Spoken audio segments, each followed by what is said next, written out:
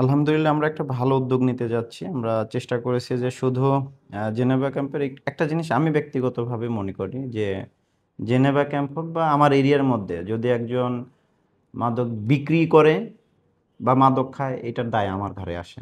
কারণ আমাদের দায়িত্ব ছিল এটা বন্ধ করা, মাদক বিক্রি বন্ধ করা এবং মাদক খাওয়া থেকে মানুষকে বিরত রাখা। আমরা হয়তো আমাদের সামর্থ্যের কারণে অনেক সময় পারতেছি না বা মানুষ আমাদের কথা শুনতেছে না, সেটা আলাদা বিষয়। কিন্তু দিন শেষে এটা সত্য, তো এটা তো দায় আমাদের। তাহলে এত এত মানুষ জেনেভা ক্যাম্পে মাদক ব্যবসায়ী হচ্ছে, মাদক সেবন করতেছে, এরা জাতির সম্পদ না হয়ে জাতির বোঝা হচ্ছে, জাতিকে একটা সম্পদ উপহার না দিয়ে অপরাধী উপহার দিচ্ছে। তো এখান থেকে তো শুধু এদের ধরে জেলে পাঠাইলেই তো সেটা সমস্যার সমাধান হচ্ছে না। ওদের স্বপ্ন পূরণে পাশে থাকতে পেরে আমরা গর্বিত। তাহলে সমস্যার সমাধানটা কোথায়? তো আমরা যেটা চিন্তা করলাম যে এটার সমস্যার সমাধান গোড়ায় হাত দিতে হবে।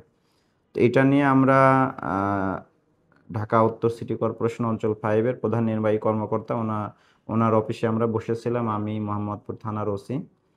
এরপরে ওনাদের সাথে পরামর্শ করে পরবর্তীতে পরশুদিন আমরা জেনেভা ক্যাম্পের প্রতিনিধি যারা বিভিন্নভাবে মনোনীত 9টা সেক্টরের 9 জন প্রতিনিধি, আমি, থানার অফিসার এবং সিটি কর্পোরেশনের বিভিন্ন পর্যায়ের অফিসার এবং এই জেনেভা ক্যাম্পের আশেপাশে যারা হাউজিংয়ে প্রতিনিধি আছে তাদের নিয়ে বসছিলাম। আমরা এখানে অনেক আলোচনা হয়েছে, আলোচনার শেষে বেশ কিছু সুন্দর সিদ্ধান্ত নেওয়ার দিকে আমরা আগাচ্ছি।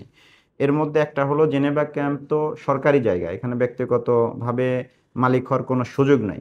কিন্তু দেখা গেল যে এখানে জেনেভা ক্যাম্পের বাইরে বহু দূরের মানুষও জেনেভা ক্যাম্পের ঘর বাড়ির মালিক আছে, ওই যে অবৈধভাবে স্ট্যাম্প করে মালিকানা নিয়ে নিছে। দেখা গেল যে আপনি জেনেভা ক্যাম্পের বাসিন্দা, আপনার একটা বিল্ডিং আছে, 2টা রুম আছে, একটা রুম আপনি আমার কাছে বিক্রি করে দিলেন। আমার বাসা তো নাটোরে, আমি নাটোর থেকে জেনেভা ক্যাম্পের মালিক হয়ে গেলাম, মানে সম্পূর্ণ অবৈধ।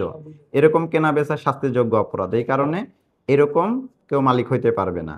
আরেকটা বিষয় হলো যে জেনেভা ক্যাম্প হচ্ছে সরকারি নিয়ন্ত্রণে থাকার কথা, যেহেতু জায়গা সরকারের এবং চুক্তি অনুযায়ী প্রতিষ্ঠিত।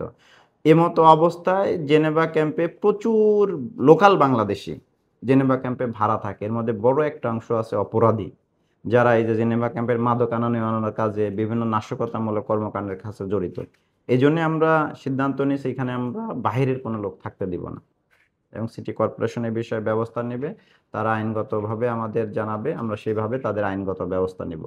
এরপর আরও একটা বিষয় হলো যে জেনেভা ক্যাম্পে কোনো ধরনের অনুমোদন ছাড়াই, কোনো কর্তৃপক্ষের অনুমোদন ছাড়াই প্রতিনিয়ত বিল্ডিং তোলা হচ্ছে। এখানে বিল্ডিং করতে কোনো মতে তারা নিজেরা নিজেরা করতে পারে না এবং একটা বিল্ডিং এর পর একটা, এবং প্রত্যেকটা ভয়ানকভাবে ঝুঁকিপূর্ণ।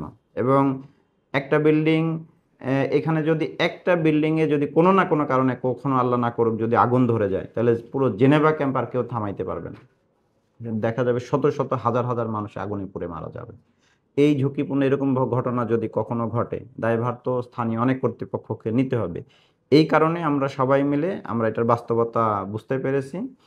এই কারণে আমরা রবিবারে, অর্থাৎ আগামী রবিবারে সকাল 11টায় আমরা সিটি কর্পোরেশনের প্রতিনিধি, পুলিশের পক্ষ থেকে আমরা স্থানীয় জেনেভা ক্যাম্পের যারা নির্বাচিত বা মনোনীত প্রতিনিধি এবং স্থানীয় হাউজিংয়ের যারা প্রতিনিধি আছে তারা মিলে আমরা জেনেভা ক্যাম্প ভিজিট করব এবং জেনেভা ক্যাম্পের এবং সেখানে এখানে উপসচিব মহোদয় বা প্রধান নির্বাহী কর্মকর্তা তিনি বলেছেন যে ওনার একটা টেকনিক্যাল টিম তারাও ভিজিটে আসবে, যে এটার ফিজিবিলিটি টেস্ট করার জন্য, যে এটা কী অবস্থায় আছে এবং সরকারকে তারা রিপোর্ট করবে, যাতে করে সরকারও সম্পূর্ণভাবে ওয়াকিবহাল থাকে যে আমাদের কি করা দরকার।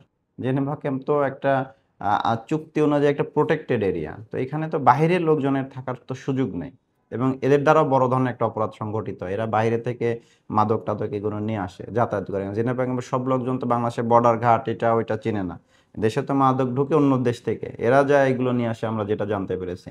এই কারণে এই বিষয়ে আমরা একটু মানে করব, একটা দিয়ে দিব, ব্লক দিয়ে দিব।